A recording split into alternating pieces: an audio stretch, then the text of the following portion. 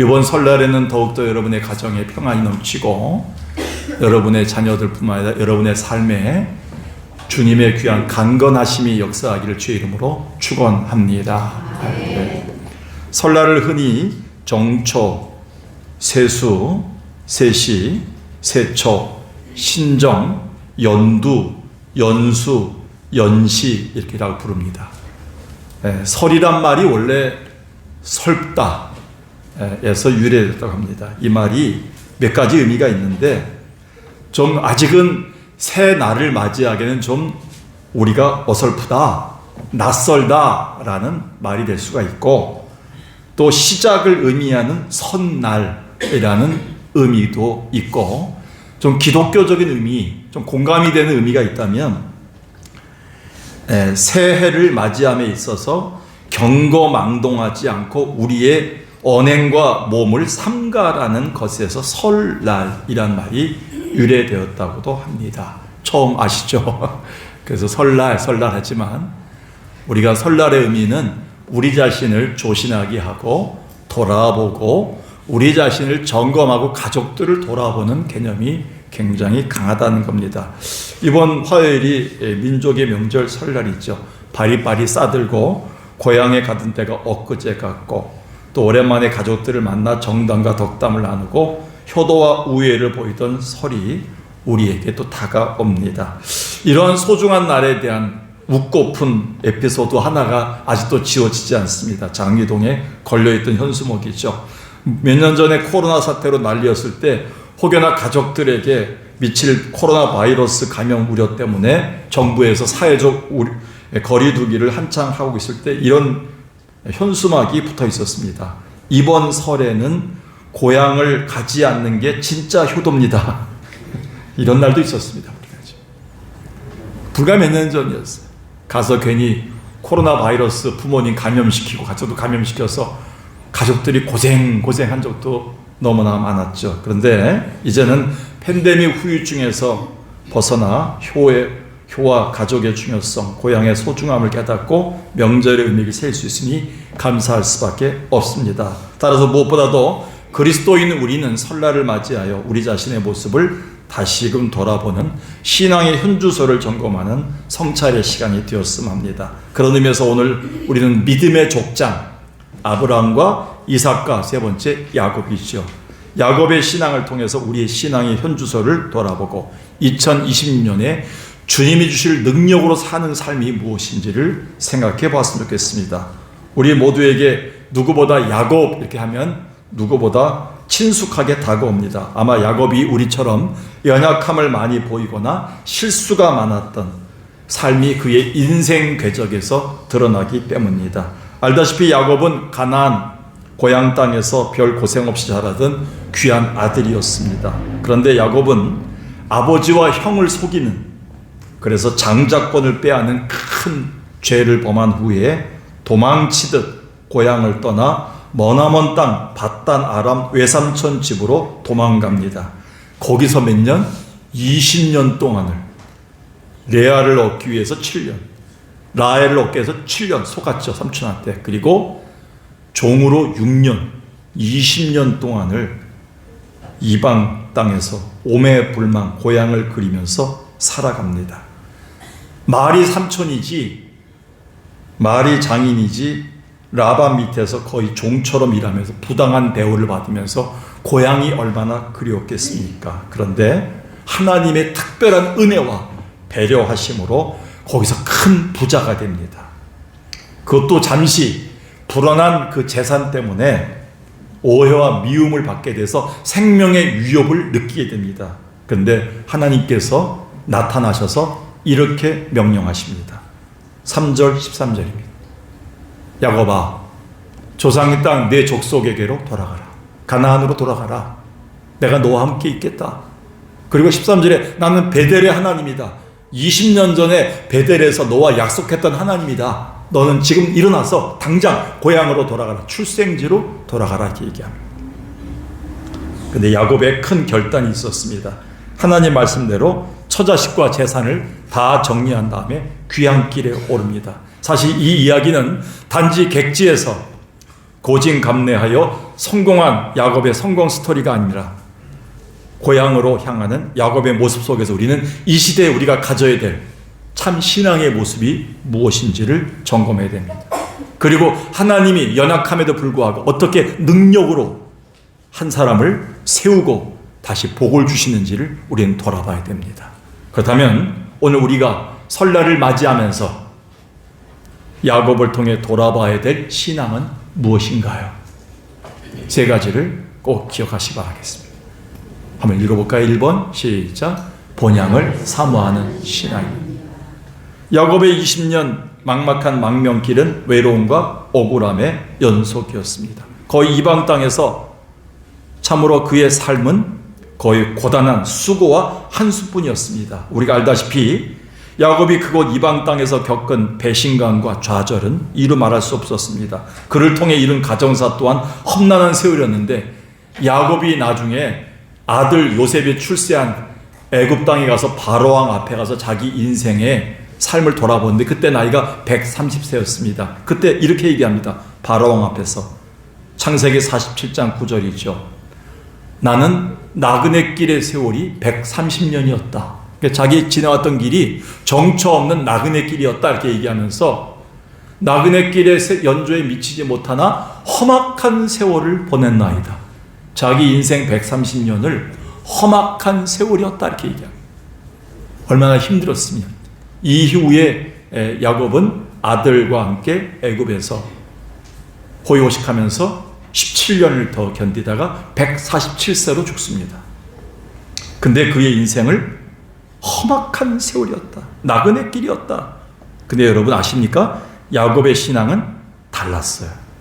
아들 요셉으로 말미암아 정착하게 된 애굽에서 17년을 다 살고 147세로 생을 마칠 때 자기의 유고를 휘황찬란한 왕궁 옆에 왕들이 모시는 묘소에 왕족들의 묘소에 모실 수 있는데 자기의 유고를 가나안 땅에 갖다 묻어달라고 유언합니다.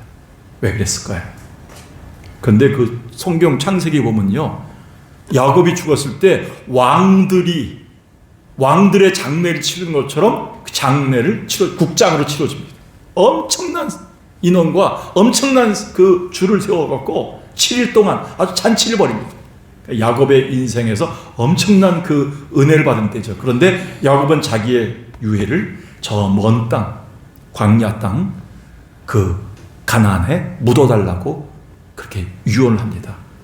아들 요셉은 아버지 야곱의 뜻대로 그의 유고를 가나안 땅에 묻고 돌아옵니다. 근데 여기서 끝나지 않았습니다. 그 아들 요셉이 이걸 보면서 요셉도 아버지처럼 가나안 땅에 묻히기를 간절히 원했기 때문에 400년이 지나고 이스라엘 백성들이 출애굽해서 가나안 땅에 갈 때 요셉의 그 유해를 미라로 만들어서 들고 나갑니다. 굳이 국무총리로 거기서 국장을 해도 되는데 그는 자기 유해를 후손들에게 들려서 가나안 땅에 가서 묻히게 합니다. 여기 굉장히 큰 의미가 있습니다. 여러분 아시나요? 야곱과 요셉이 그토록 돌아가 묻히기를 원했던 가나안 땅은 어디입니까? 어떤 의미가 있나요? 그건 바로 오늘날 성도들이 돌아갈 하늘의 본향, 천국을 의미합니다. 그런 의미에서 볼 때 야곱은 이방 땅에서 험악하고 막막한 20년의 세월을 보내면서 거의 또 인생 147년의 험난한 세월을 오로지 어떻게 보냈을까요? 자기가 돌아갈 본향을 사모하는 신앙으로 보냈다는 거예요. 이 신앙이 없었으면 벌써 무너졌죠. 그래서 히브리서 기자는 히브리서 11장에 하나님의 사람, 믿음의 사람들이 어떻게 사는가 이렇게 얘기합니다. 믿음을 따라 살았다. 그들이 그 천국을 본 적이 없지만 멀리서 보고 환영하며 이 땅에선 외국인과 나그네로 고생하고 살았지만 천국에서 살 놀라운 그 은혜, 천국의 맨션을 바라보며 살았다. 16절. 이제 그들은 더 나은 본향, 천국을 사모하기 때문에 하늘에 있는 것이다. 하나님은 저들이 부끄러워하지 않도록 저들을 위해서 천국에 엄청난 맨션을 준비했다. 이번에 이제 제가 알아보니까요, 강남에 제가 부목사로 있었던 그 반포 거기 18평짜리 주공 아파트를 이렇게 교회가 전세를 내서 부목사로 있었거든요. 근데 거기에 옛날에 7천만 원, 8천만 원이었거든요, 거기가. 근데 지금 거기가 40억이래요. 아, 입을 다물어야 되는데. 40억을 본 적이 없어요, 제가. 거기가 완전히 천지개벽을 했더라고요. 잠실에 이번에 문제됐던 가보니까 27억, 30억이래요. 누가 이렇게 만들었나요? 제가 왜 갑자기 땅 얘기하고 집 얘기를 하죠? 아, 우리가 가야 될 하늘의 본향은 엄청난 맨션이 준비된 줄로 믿습니다. 우리를 부끄러워하지 않게끔 준비하고 계시다는 거, 하나님께서. 그래서 소망이 있는 거예요, 집이 없어도요. 얼마 전 저희 부부가 대화하는 중에 이런 의문점이 생겼어요. 우리가 늙고 병들면 더 아프고 고통스럽고 어디 들어가 눕기 전에 그냥 하나님이 데려가시지, 왜 우리를 고생하면서 병원에 입원하게 하시고 호수줄 꽂게 하시고 저렇게 힘들게 살게 하시나, 거기에 의문점을 가졌어요. 제가 그 시간에 우리 사모에게 선뜻 대답은 안 했지만 신학교 조직신학 시간에 신보균 교수님한테 배운 바로는, 우리 연약한 인간들이 육신의 질병으로 고통하며 신음하는 동안에 하나님은 우리로 하여금 고통 없고 슬픔이 없고 눈물이 없는 하늘의 본향을 고대하고 살게끔 울부짖게끔 하셨다는 거예요. 그래서 우리가 피조물들이 울부짖고 신음하면서 고통하는 그 시간에 천국이 얼마나 아름다운지를 그리워하면서 바라보게끔 하셨다는 거예요. 답이 됐어요?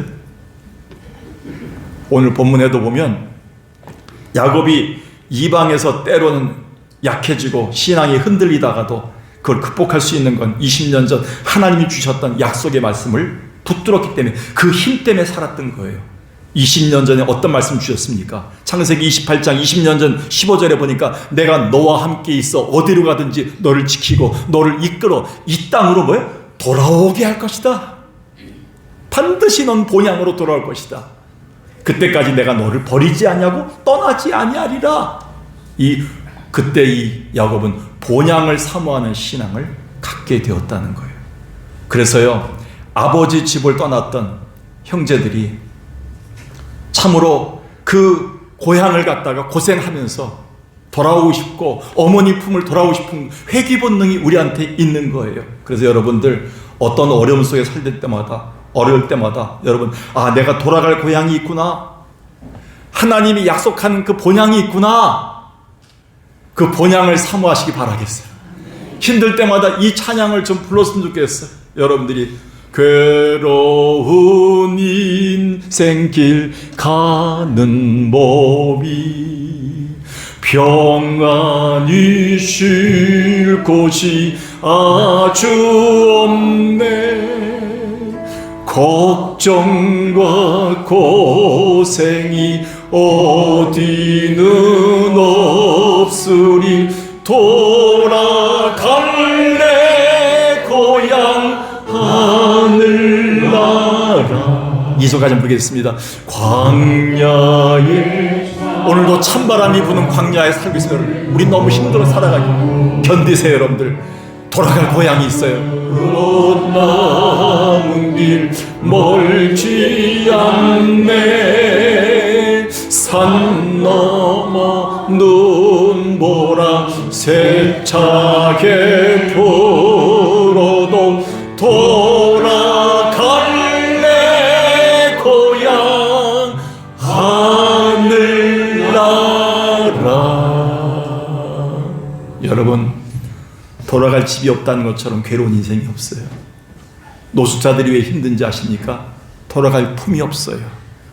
우리는 여러분 그 넓은 품, 따뜻한 품, 돌아갈 본향이 있는 신앙을 사모하고 그 신앙을 회복하는 설날 되시길 주의 이름으로 간절히 축원합니다.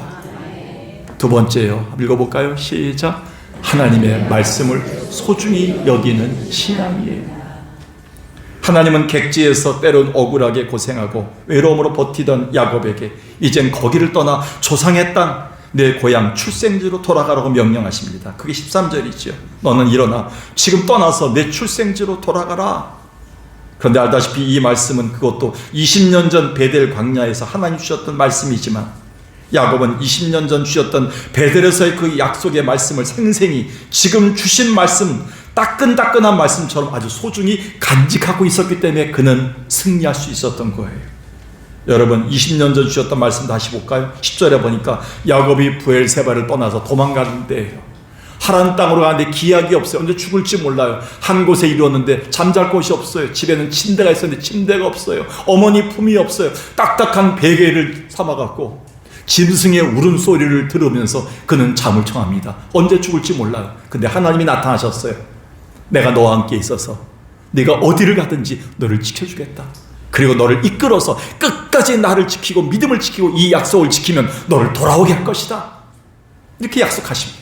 근데 이 야곱의 마음속에 20년 동안 따끈따끈하게 방금 주신 말씀, 방금 지은 밥처럼 따뜻한 말씀이 이 안에 들어와 있었던 거예요. 그 약속의 말씀을 붙들고 사는 야곱을 하나님은 크게 보셨어요. 어려워도 하나님 주신 약속의 말씀을 지금 소중히 간직하고 있구나. 그 당시엔 경황이 없어서 이 말씀의 의미를 잘 몰랐지만 야곱은 이 약속의 말씀을 붙들고 하루하루 견디다 보니까 이 약속의 말씀이 이루어지고 있다는 걸 느끼게 됩니다. 그는 유혹을 많이 받았을 거예요. 이렇게 된 이상 여기 눌러앉자. 아예 자리를 펴고 더 흥해서 가족들에게 복수하러 가야 되겠다.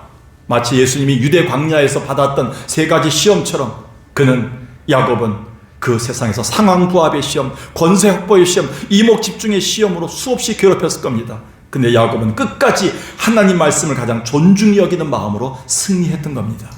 여러분 아십니까? 사무엘 선지자가 엘리 집안에 대해서 하나님 말씀을 가볍게 여기는, 하나님 말씀을 멸시하는 엘리 집안에 대해서 경고하면서 하나님이 생사화복의 주권을 쥐고 계시다는 것을 이렇게 말씀합니다. 그게 사무엘상 2장 30절입니다.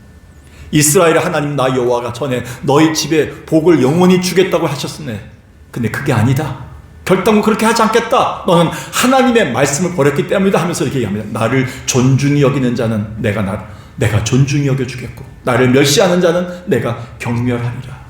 여러분, 부모를 존중히 여기고 목사님을 존중히 여기고 멸시하는 게 어디서 차이 납니까? 그가 한 말씀에 있습니다.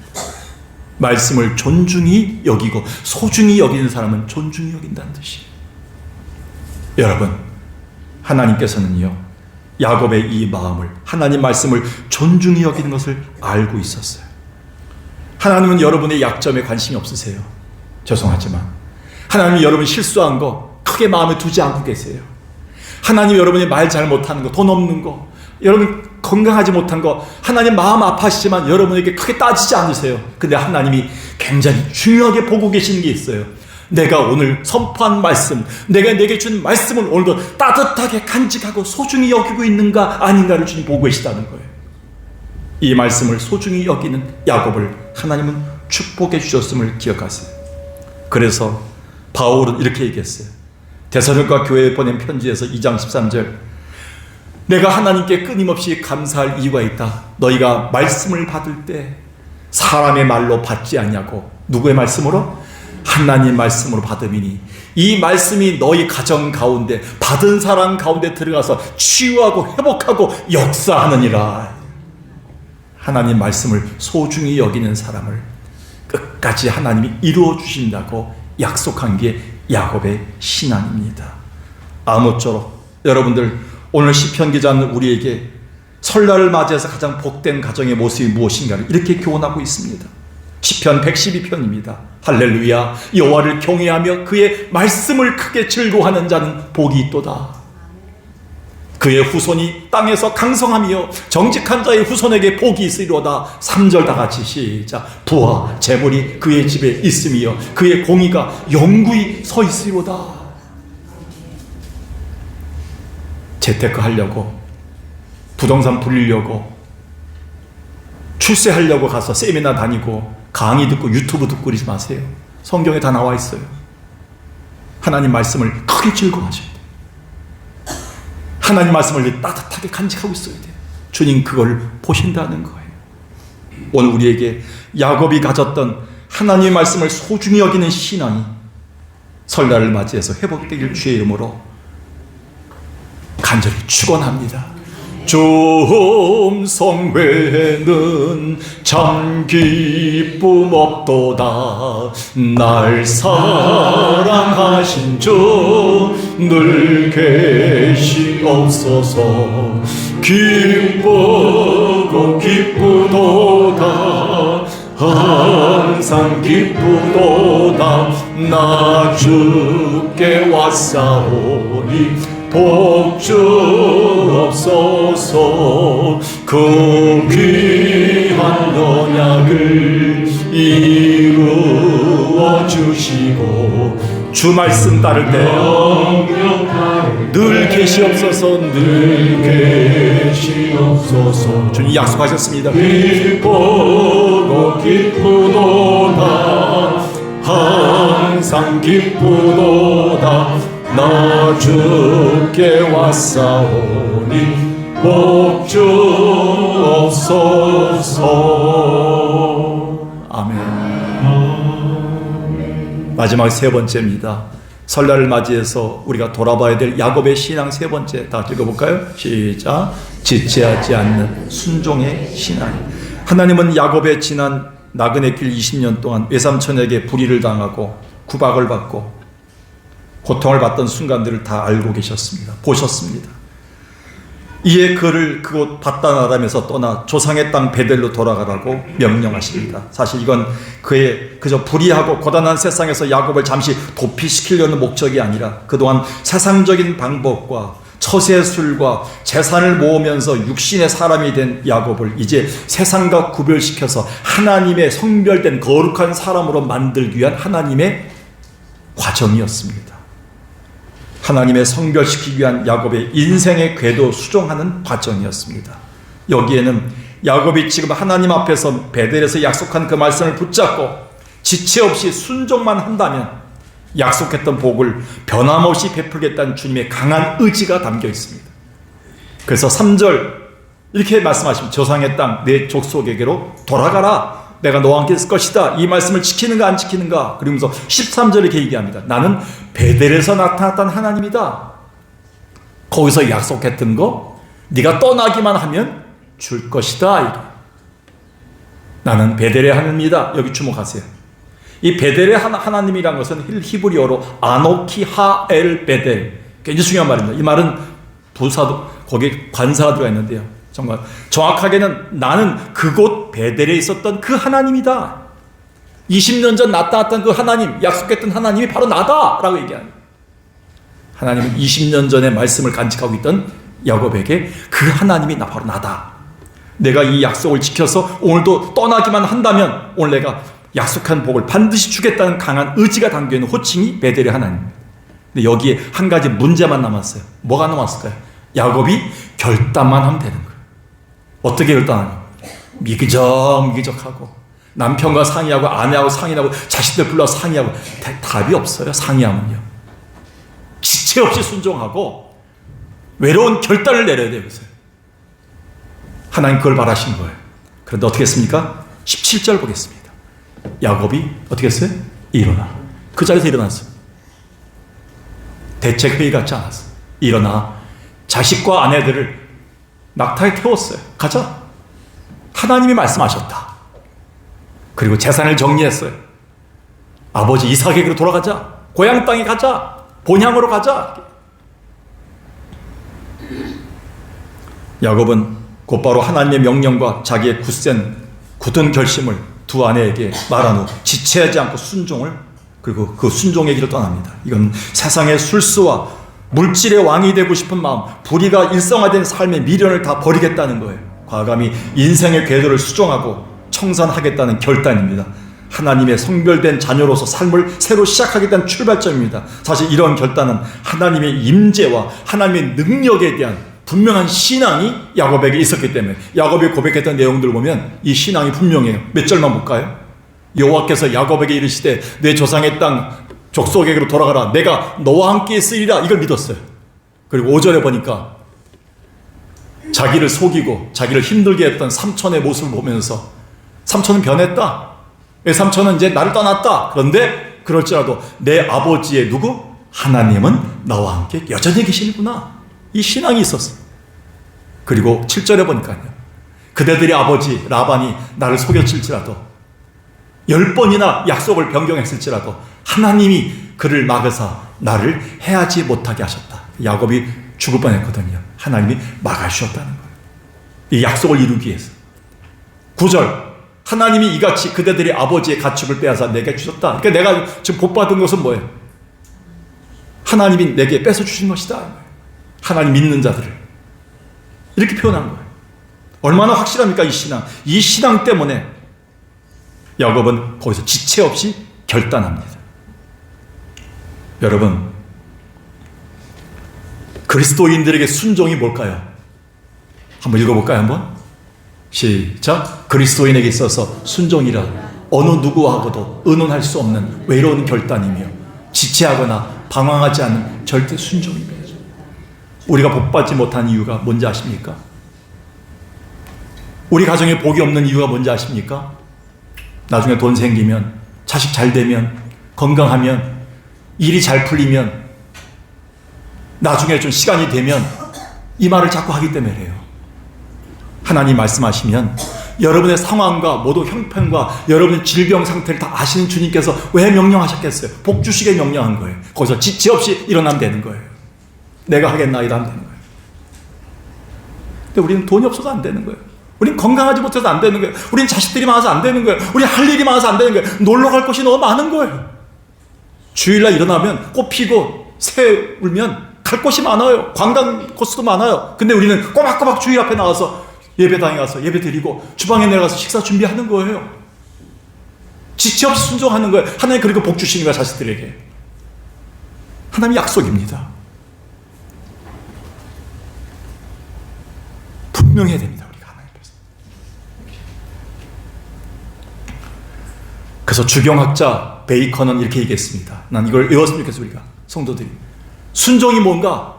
기독교적 순종입니다. 한번 읽어볼까요? 시작. 순종이라 주님이 내게 돌담을 뛰어넘으라 하시면 그대로 하는 것이다. 뛰는 건 내가 할 일이며 넘게 하시는 건 하나님이 하실 일이기 때문이다. 제가 여기 묵상해 보니까 만화 영화가 생각나더라고요. 가다가 짱구가 가다가 돌담이 있는데 거기서 붕 하면 일어나 보니까 갑자기 붕 뜨는 거예요. 누가 자기를 저쪽 돌담 건너편으로 넘겨줬어요. 이게 신앙이에요. 무조건 순종만 되는 거예요. 돌담을 어떻게 뛰어오는 몰라. 담이 높은데 근데 붕 뜨는 거예요. 내가 순종하면서 하나님이 해주시겠지. 하나님이 나를 받아서 넘겨주시는 거예요. 그게 순종이라는 거예요. 근데 우리는 넘기는 것까지 내가 해야 되고 넘어가는 것까지 내가 해야 되기 때문에 안 되는 거예요. 힘도 없는데 돌담이 높은데 계산하고 있는 거예요. 여러분, 야곱은 이 신앙을 하나님 앞에 보였어요. 지체 없이 떠났어요. 20년의 길을 정리하고 우리가 새해를 맞이해서 특히 설날을 맞이해서 지체하지 않는 순종의 신앙이 회복되기를 주의 이름으로 간절히 축원합니다. 말씀을 정리합니다. 설날 말씀입니다. 설날에는 우리 모두에게 야곱이 가졌던 이 복된 신앙이 회복되었으면 합니다. 어떤 신앙일까요? 돌아갈 본향이 있는 본향을 사모하는 신앙이 회복돼야 돼요. 나를 두들겨라. 나를 무너뜨려라. 나는 돌아갈 고향이 있다. 하나님의 말씀을 가장 소중히 여기는 신앙이 있어요. 여러분, 살면서 가장 중요하게 여기는 그 소리가 무슨 소리입니까? 뉴스죠. 뉴스. 의사들의 말 한마디죠. 가슴 철렁하죠. 여러분, 세상 돌아가는 소리죠. 땅값 올라간다는 얘기죠. 굉장히 민감합니다, 우리가. 근데 주님은 그거보다 하나님 말씀을 아주 소중히 여기는 사람을 주께서 복 주시기 원하십니다. 마지막으로요, 지체하지 않는 순종의 신앙을 회복해야 됩니다. 설날을 맞이해서. 오늘 주님 앞에서 야곱의 신앙이 회복될 수 있는 설날이 되기를 주의 이름으로 간절히 축원합니다.